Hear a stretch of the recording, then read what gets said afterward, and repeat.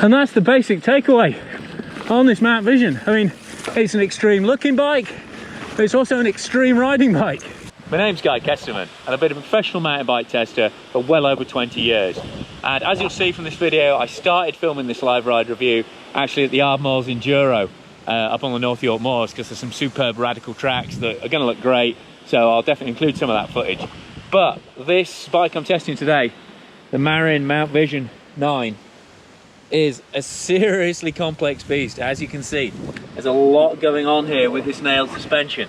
So what I've done is I've been riding it over the moors, I've been riding it locally around here, in the woods, at night, in the wet, all conditions, just to get my opinion on it totally dialed. And what I thought I'd do is, because it's the best way of kind of showing how this bike, where this bike works really well or it doesn't work so well, is just take you on a hot lap of Stainburn here, which is my local test track, and just talk you through what it's doing at each point. So hopefully you'll get a really good idea of whether this bike will suit you or not.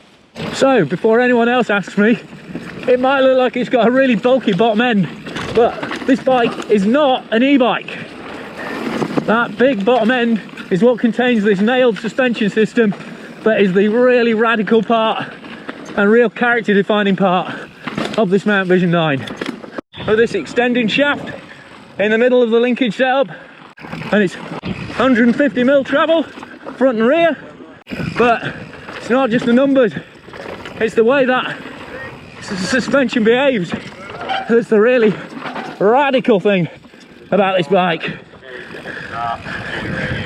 In terms of geometry, it's relatively conventional and contemporary for 150mm travel enduro trail bike. 65-degree head angle, 75 seat angle, but it's the way that back end really extends as you hit these square sections that really defines the way this bike feels, because as that back wheel really pulls back under compressions, obviously the flip side of that is it also pulls back a lot as you're pedaling too. So there's a huge amount of anti-squat going on, and most systems try and kind of balance that out, but on the React system it's very much embraced and used as part of the way the bike rides to keep it really alive and active through the pedals. But it does mean when you start G'ing out and hitting big compressions, all right lads, you're getting a lot of hammer through your feet and through your legs. However, if you can handle that, because the back end extends and kind of rolls with the punches, it is remarkably good at carrying speed. Let's get it over, let's use that slack front end. You got a short offset fork on there as well to keep things nice and controlled. Yes, down you go. And it certainly feels like it's got more than 150 at the back end. You got a super, I mean, crazy short 420mm chainstays and a 325mm bottom bracket height, which again for a 150mm travel bike is nuts. So even with this fast rolling tread compound, which isn't the grippiest thing, and it's 27 by 2.6s, so there's a lot of volume in them, but it's not a 29 when it comes to carving. This thing on these old school off cambers hitting corners very, very impressively, and feels totally stable as well. And because you're getting all that information through your feet, you're never at a loss to what's happening either. So these WTB Tri-Tech compound going nicely. Now hopefully, in fact, we got nice super tight back end, super low bottom bracket, is going to mean this is a pinner down here, despite that 493mm length on this extra large. And it is, I mean, it's a remarkable thing, because you describe it theoretically and it sounds dreadful, all that pedal kickback and interactivity, but because you're so aware of what the back end's doing, it's actually a load of fun to ride, and it's quick as well. You know, if you're relaxed and you're used to taking those hits then it really does suck the edges off stuff. So you can properly just let it fly through here. Yes, it's a bit more physical, but no denying it's quick. And I've got Strava numbers from other bikes using similar system to prove it, but this is a lot more active and poppy in feel than the Polygon, which is running a 180mm travel.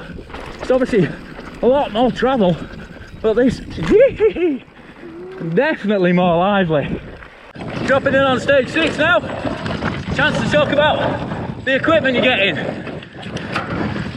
And if you've watched the Attack Trail video I shot yesterday, you'll see that was a really good, affordable, high value bike. And compared to that, the amount of R&D, technology in this frame clearly cuts into the budget for kit, because actually it's pretty comparable to what's on the Alpine Trail.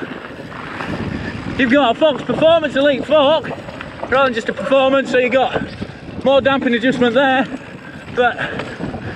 and it's a DPX2 on the back, again with rebound and compression damping, so you're definitely getting a plus in terms of suspension.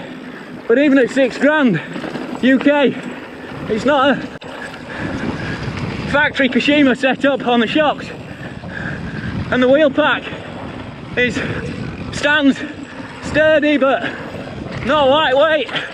A rim set, and it's laced up with plain gauge spokes, so now this is where the suspension system really comes in, kicking up to speed there.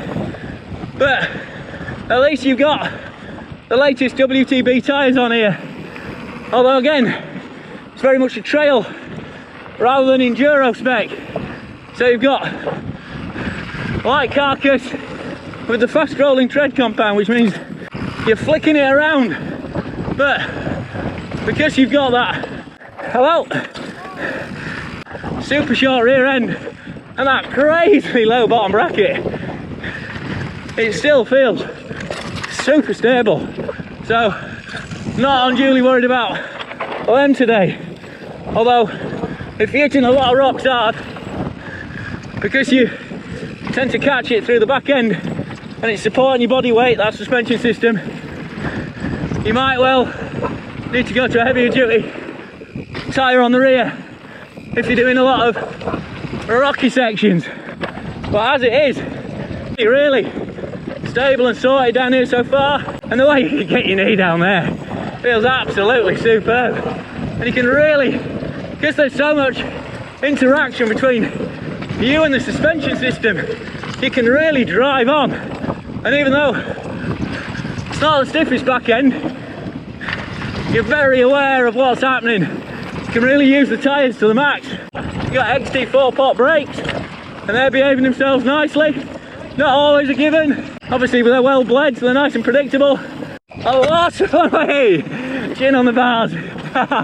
Gotta remember, it is actually only 150mm.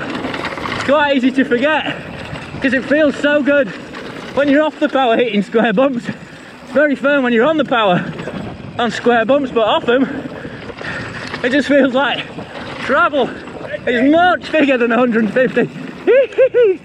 So while it looks like an e-bike, and boy have I said that to me so many times, in situations like this, it behaves pretty like an e-bike as well.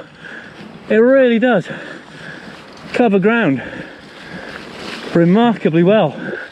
And while Marin say the effective seat angle is 75 degrees, you've got to remember that the seat tube starts a long way in front of the conventional bottom bracket position. So as you extend that seat post higher, so the saddle position and your weight gets shifted back. So if you're on a smaller frame with a lot of seat post extension, that's going to really lift the front wheel as you're pedaling, but then the rear suspension is going to force it down. So again, there's a lot to kind of compensate for just in the pedal reaction there.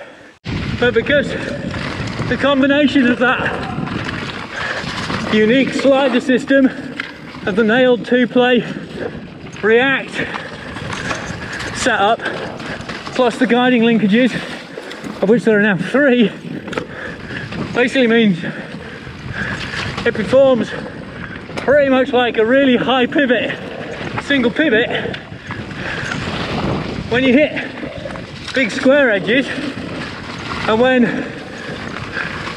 you're not pressing the pedals. It actually swings back really easily. So as long as the pedals aren't loaded, it handles square edges and impacts really, really well. And although the fact that the hub is got a really gappy kind of big distance between pickup on the poles would normally be a problem in terms of power delivery, because that means it doesn't immediately engage and pull back through the pedals, can actually be an advantage in some situations.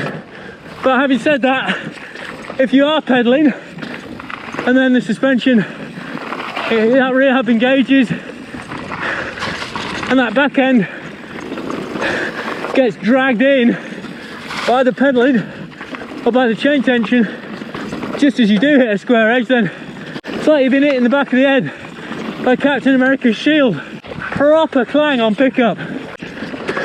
Whoa! And the other thing you gotta watch out for, as well as pheasants, is the super low bottom bracket. So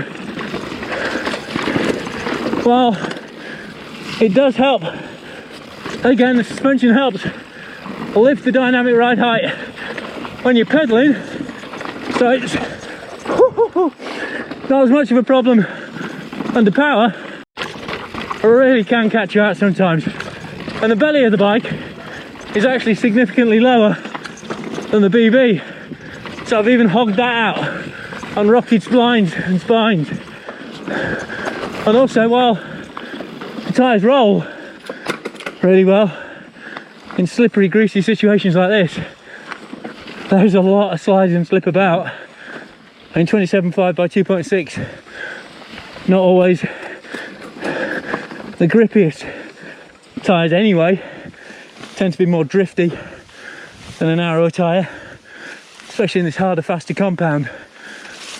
You've got to be careful, because obviously as a long, low, slack bike, it is encouraging to lean in really hard, and the rubber can't always take that.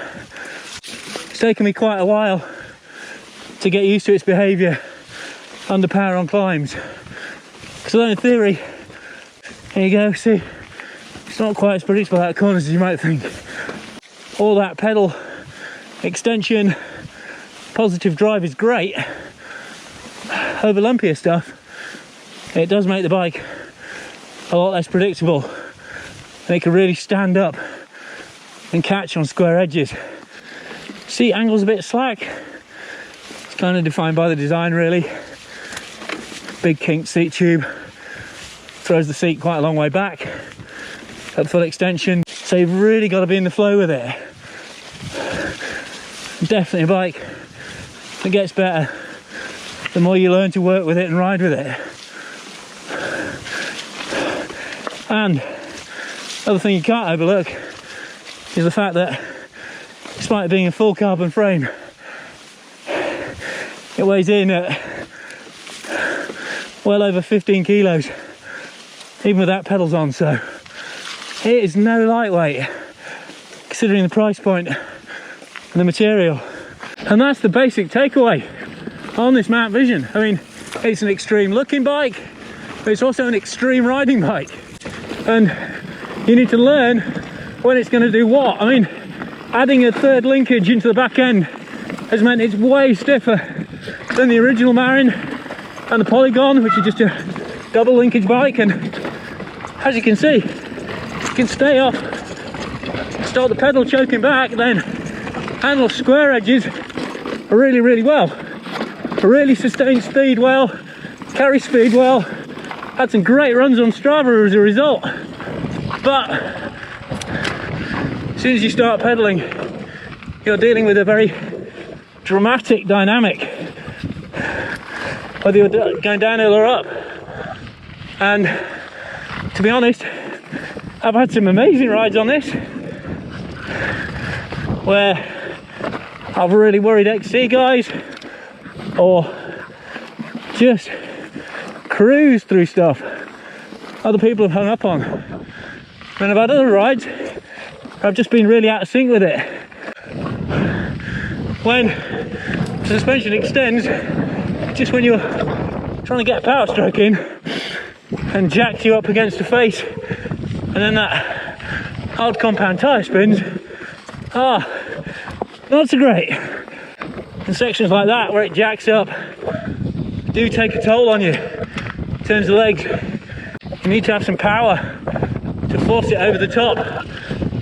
But then there are times when you think, oh, this is making this really jerky hard work, and then you look back and realise it's actually leaving a massive advantage over the guys who are behind you. So when it digs in and surges, it's amazing. Like I say, proper e-bike sensation. But and I guess that's it really. That's the take home. It's a bike you really need to experience. But it's so far out there, all I can do is applaud Marin for going with such a radical system. Because if nobody does it, then bikes aren't going to change, they aren't going to improve. And if you want something conventional, there's obviously the Alpine Trail. It's a far more conventional, more affordable, just totally sorted, get on and absolutely hammer it bike. So to recap, amazing climbing on the smooth stuff because of the way this nail suspension system, it slides up and wraps around just to keep the pedaling super tight under power.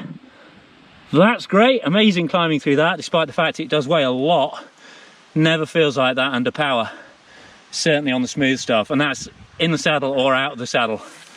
And if you kind of keep the torque around 70%, it flows over roots and small bumps amazingly well for that real kind of e-bike flow over stuff, which is obviously helped by those fast rolling large volume WTB tyres.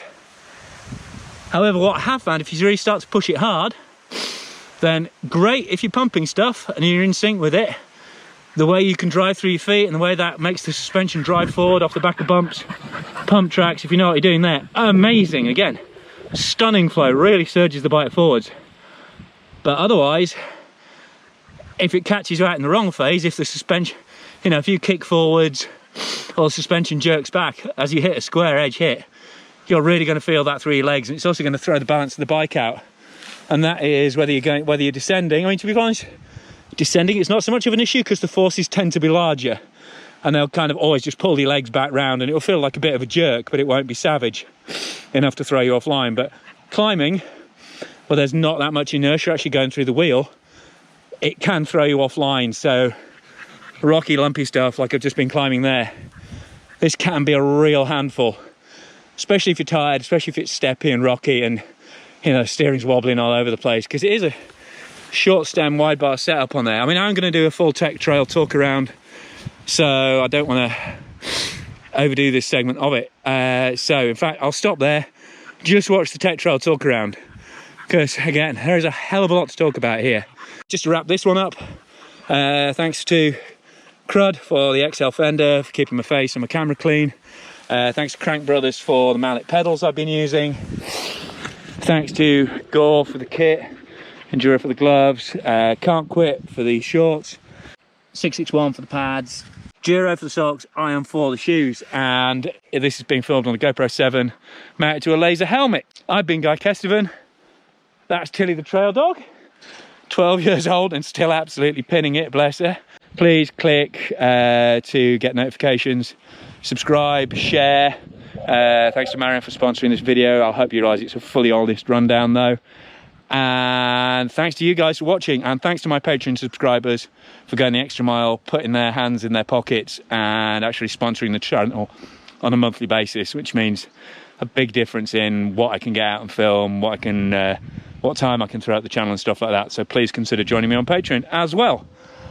This bit always seems to take longer than I mean it to, but thanks a lot for your patience. Hope you've enjoyed this slightly different edit, and don't forget to watch the tech talk round, which I will shoot now.